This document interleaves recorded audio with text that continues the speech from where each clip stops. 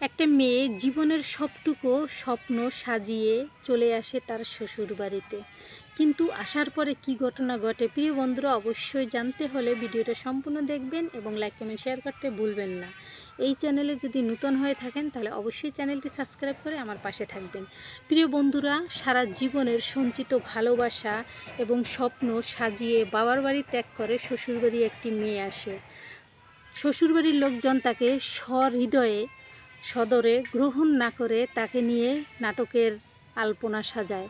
প্রিয় বন্ধুরা, একটা মেয়ে সর্বোচ্চ ছেড়ে সারা জীবনের জন্য যে পরিবারে তার জীবন সাজানোর জন্য বাঁধানোর জন্য আসে, তাকে আসলে কিভাবে মেনে নিতে হবে। আমাদের এই সমাজে কিছু কিছু পরিবার আছে যারা এই শিক্ষায় পুরো অজ্ঞ এবং মূর্খ। তাদের জন্যই মূলত এই ভিডিওটি। অনেক অনেক পরিবারে আছে যে একটা মেয়ে যখন তার ছেলের জন্য বউ করে নিয়ে আসে এক শাশুড়ি, তখন সে আসলে মা হতে চায় না, হতে চায় দস্যি, ডাইনি শাশুড়ি। যেমনটা করে থাকে অনেক পরিবারের অনেক শাশুড়িরা।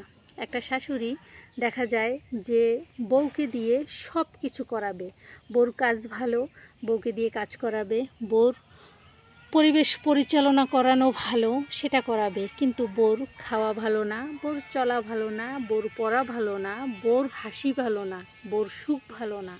এই বিষয়গুলো একটা শাশুড়ি ভেবে থাকে যে বউ যদি ভালো খায় আমি কম পাবো, বউ যদি ভালো পড়ে ছেলে আমার থাকবে না। এরকম নানান ধরনের স্বপ্ন তার মনের ভিতরে বিরাজমান থাকে, যে কারণে একটা মেয়ের জীবনে হয়ে যায় শ্বশুরবাড়ি আসার পরে তেজপাতা। প্রিয় বন্ধুরা, একটা শাশুড়ি যখন সে শাশুড়ি হয়, সে ভুলে যায় যে সেও কোনো এক সময় বউ ছিল, সে রাজত্ব করত, সে সেখানের অধিকার ফলাতো।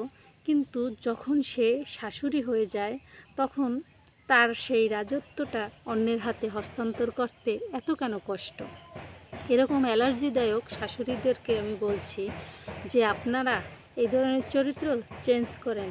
একটা মেয়ে যখন আপনার পরিবারে আসে, তার প্রতিটা মুহূর্ত আপনার পরিবারের জন্য বিলীন করে দেয়, সেই মেয়েটিকে আপনি কেন কাজের লোকের মতন দেখেন, দাসীর মতো দেখেন?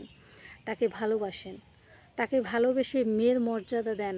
আসলে মেয়ের মর্যাদা দিতে চায় না তারা, তাদের এমনই এক চরিত্র। ওই যে যখন সে বউ ছিল তখন সে রাজরানী, আবার যখন সে শাশুড়ি তখন হইল সে সম্রাজ্ঞিনী। প্রিয় বন্ধুরা, এইসব শাশুড়িদেরকে বলছি সংশোধন হন। একটা স্ত্রীর কাছ থেকে তার স্বামীকে যদি কেড়ে নেয়, তখন কিন্তু সেই শাশুড়ি আসলে শাশুড়ি থাকে না, সে দরজাল হয়ে যায়, সে দস্যি হয়ে যায়, তার চরিত্রটা মানুষের চরিত্র থাকে না।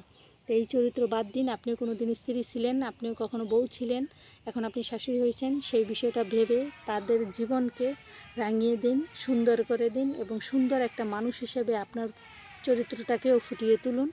ভালোবাসা আসলে একটা এমন বিষয় যে বিষয়টা প্রত্যেকটা মানুষের জীবনে থাকা উচিত।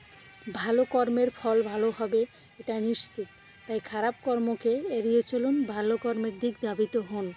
সকল দেশের সকল শাশুড়িকে বলছি, মেয়েটাকে সুন্দর করে মেনে নিন আপনার পুত্রবধূকে, তাহলে দেখবেন আপনার সংসারে সুখের শেষ থাকবে না।